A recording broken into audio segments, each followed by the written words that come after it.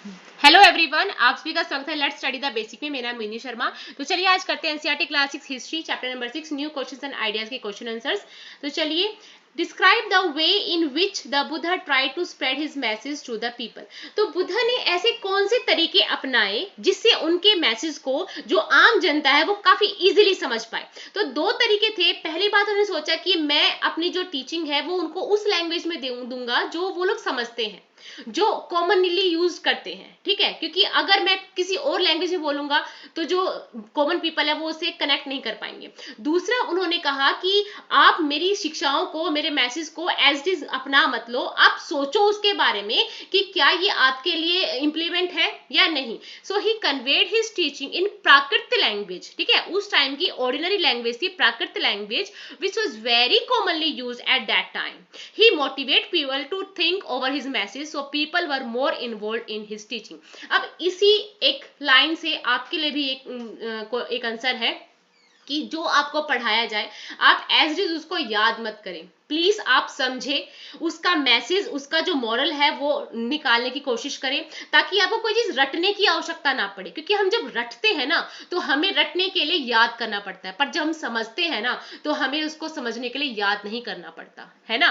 सो इसीलिए बुद्धा कहते हैं he motivate people to think over his message, so people were more involve in his teaching. अगर आपने इस लेसन की एक्सप्लेनेशन बहुत इन्वॉल्व होके की होगी ना, मेरे साथ पढ़ा होगा, तो आपको कुछ भी ये चीजें याद करने की तो आवश्यकता पड़ेगी नहीं। ठीक है, एक कॉमन सेंस लगा के आप लिख सकते हैं कि बुद्धा चाहते थे कि वो प्राकृत लैंग्वेज में अपनी टीचिंग को कन्वे करें। दूसरा, वो ऐसे मैसेज को ऐसे अडॉप्ट करने के लिए ना बोले, उनसे कहें कि भाई आप समझो कि एक्चुअल में क्या कह रहा हूं मैं, क्या मेरी जो मैसेज है वो आपकी लाइफ को इजी बना रहे हैं या नहीं।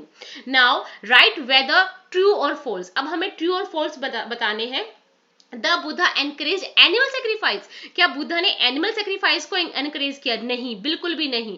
बुद्धा कहते थे कि हमें एनिमल्स के साथ काइंड होना चाहिए। Buddha told people to be kind to animals. He was against the practice of sacrificing animal. की किसने बोला आपको कि आप एनिमल्स की सेक्रीफाइस दे सकते हो? क्योंकि जैसा आपको अपना जीवन पसंद है, आप उसकी रक्षा करने के लिए आगे रहते हैं, ऐसे एनिमल्स हैं जो अपनी लाइफ की अपनी लाइफ का भी क्या करते हैं, अपनी लाइफ को बचा के रखना चाहते हैं, सेव करते हैं। Sarnath is important because it was the place where the Buddha taught for the first time. Sarnath का इंपॉर्टेंट जगह है जहां पे बुद्धा जी ने पहली बार अपनी शिक्षाओं को प्रचारित किया, पहला मैसेज दिया। हाँ, ये सच है। Sarnath is a place. अब सारनाथ कहाँ है? वाराणसी में। Varanasi where Buddha taught for the first time after enlightenment. He attend enlightenment at Bodhi Gaya. अब उनको एनलाइटमेंट कहाँ मिला था? तो ये मिला था उनको बोधि गया में। ठीक है। The Buddha told that karma has no effect on our lives. क्या बुद्धा की ये शिक्षाएं थी कि जो कर्मा है, जो हम एक्शंस करते हैं, परफॉर्म करते हैं एक्शंस, क्या उनका हमारे जीवन पे कोई प्रभाव नहीं पड़ता? नहीं। बुद्धा स्ट्रिक्टली ये मानते थे कि जो भी हम आज एक्शन करते हैं, चाहे वो अच्छे हैं चाहे वो बुरे हैं, उनका हमारी आज की लाइफ पे भी और आफ्टर द लाइफ भी इफेक्ट पड़ता है। सो कर्मा मीन्स एक्शन और to the work we do. Buddha believe that karma affect our current and next life की, इस लाइफ को भी और जब आगे जो हमें लाइफ मिलेगी उसमें भी हमारे जो कर्म है, जो एक्शंस है, वो हमें इफेक्ट करेंगे। The Buddha attained enlightenment at Bodh Gaya. क्या बुद्धा को एनलाइटमेंट मतलब ज्ञान उन्हें बोधि गया में मिला? बोध गया मिला। हाँ, उन्हें पीपल ट्री के नीचे, बिहार में है बोध गया, उनको पीपल ट्री के नीचे क्या मिला था? एनलाइटमेंट मिला था। Upanishadic thinker believe that the atma and Brahman were ultimate one. कि उपनिषद थिंकर सोचते थे कि आत्मा और ब्रह्मन एक है। हाँ, ब्रह्मा और आत्मा एक ही है, कि कुछ तो ऐसी परमानेंट है इस यूनिवर्स में जो मरने के बाद आफ्टर लाइफ भी रहती है। ठीक है। Now next, what were the questions that Upanishadic thinker wanted to answer. आपने जैसे ही चैप्टर पढ़ा होगा, उपनिषद का पैराग्राफ आता है, उसमें वो पहले ही 4 क्वेश्चंस को डिलीवर करते हैं कि हमें इनका आंसर चाहिए। So what happened after death, वो चाहते थे इसका आंसर पाना कि डेथ के बाद क्या होता है। Is there any life after death, क्या मरने के बाद भी कोई लाइफ होती है। Why should sacrifice be perform, हम जो यज्ञ करते हैं वो क्यों करते हैं।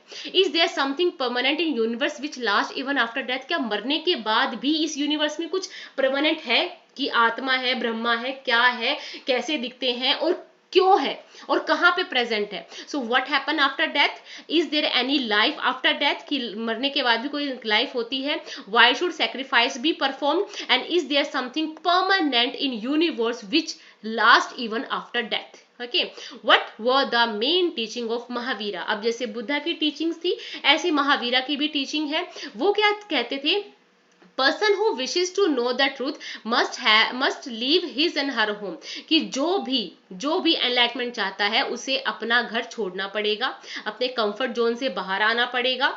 One must follow the principle of अहिंसा वेरी स्ट्रिक्टली.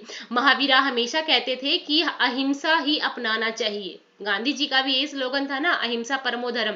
तो क्या है कि हमें दूसरे को हर्ट नहीं करना है, परेशान नहीं करना है, गाली गलौज नहीं करना है, मार पिटाई नहीं करनी है. वन मस्ट नॉट हर्ट और kill any other living being as life is dear to all. कि जैसे हमें अपनी लाइफ पसंद है ना, ऐसे दूसरे को अपनी लाइफ भी पसंद है, इसलिए हमें किसी को हर्ट भी नहीं करना है और किल भी नहीं करना है, स्पेशली एनिमल्स को. ठीक है, महावीरा बुद्धा दोनों ही स्ट्रेस करते हैं कि हमें एनिमल्स को भी परेशान नहीं करना है. ठीक है. Do you think it would have been easy for slaves to join the Sangha? Give reason for your answer. क्या slaves के लिए संघ को ज्वाइन करना इजी होगा या इजी था? आप आंसर्स के रीजंस बताइए. So everyone except man had to take permission from their master before joining the sangha. अब यहाँ पे एक छोटा सा एक आप कह सकते हैं अपवाद है कि आदमियों को तो किसी से परमिशन नहीं लेना है, अगर वो चाहते हैं तो वो संघ को ज्वाइन कर सकते हैं. But children had to take permission from their parents. पर बच्चों को तो अपने पेरेंट्स से परमिशन लेना पड़ेगा कि मैं संघ ज्वाइन करना चाहता हूँ या मैं जैन बनना चाहता हूँ, बौद्ध बनना चाहता हूँ. Servant had to take permission from the king. Servants को अपने किंग से परमिशन लेना पड़ेगा.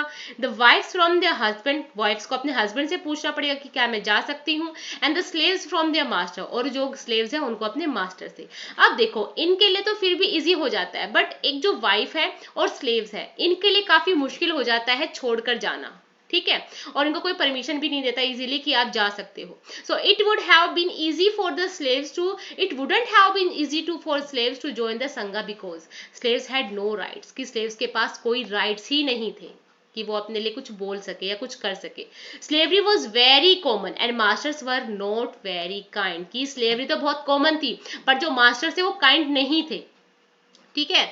slaves did all kind of tasks for their masters and if slaves joined संघा then who would work for these master.